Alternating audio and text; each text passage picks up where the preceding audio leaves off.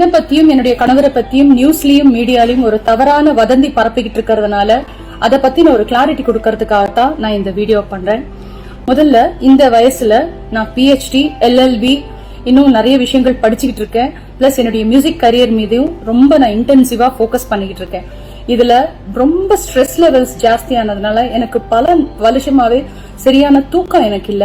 அந்த தூங்க முடியாத பிரச்சனைனால டாக்டர் கிட்ட ட்ரீட்மெண்ட் எடுத்துக்கிட்டப்போ இன்சோம்னியா இஷ்யூஸ் இருக்கு அப்படின்னு சொல்லி எனக்கு மெடிசன் பிரிஸ்கிரைப் பண்ணிருந்தாங்க.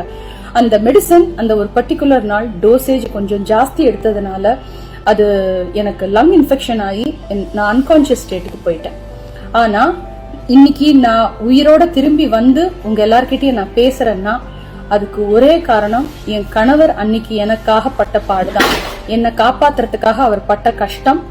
ஏன்னா கரெக்டான டைம்ல, ஏன்னா அவர் வெளியூர்ல இருந்தாரப்போ என்னை காப்பாத்துறதுக்கு போலீஸோடைய ஹெல்ப் எடுத்துக்கிட்டு மீடியா எல்லாரும் வந்து மெடிக்கல் ஆம்புலன்ஸ் எல்லாம் அவர் கோஆர்டினேட் பண்ணதுனால கரெக்டான டைம்ல வந்து அவங்க என்னை காப்பாத்தி என்னை ரெஸ்கியூ பண்ணி ஹாஸ்பிட்டல் என்னை அட்மிட் பண்ணாங்க. அதனால நான் உயிர் தப்பிச்சேன். அதனால எந்த வதந்திகளையும் தயவு செஞ்சு நம்பாதீங்க.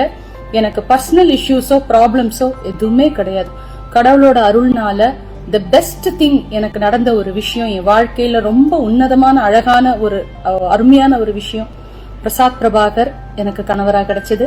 அது மாத்திரம் இல்லாம இவ்வளோ ஒரு அழகான ரெஸ்பான்சிபிளான இவ்வளோ அன்பு இருக்கிற ஒரு குழந்தை தயா பிரசாத் என் மகளா கிடைச்சது. அதனால தயவு செஞ்சு தப்பான வதந்திகளை நம்பாதீங்க. எனக்கு எந்த பிரச்சனையும் இல்லை.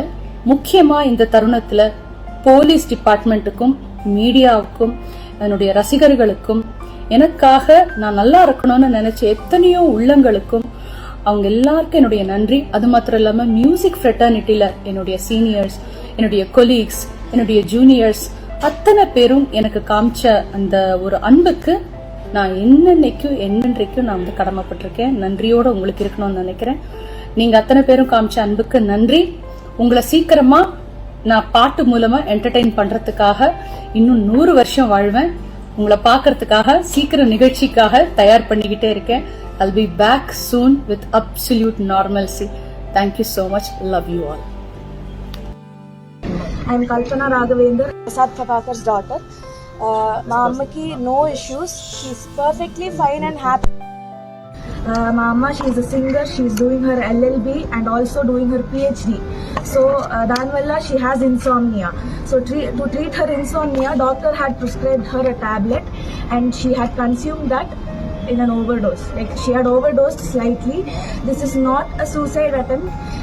It's just a slight overdose because of stress in like general life stress. Please do not manipulate any information. Our family is perfectly fine. My mom and dad are very much happy. I am happy. Everybody is perfectly fine in my family. Please manipulate Cheyudu. Everything is perfect. And my mom, she'll be back in a few days. So thank you, that's all I have to say. This is not a suicide attempt. This is just a slight overdose from an insomnia tablet prescribed by the doctor. That's it. My mom is perfectly fine. She'll be back with all of you in a few days. That's all I have to say. Thank you very much.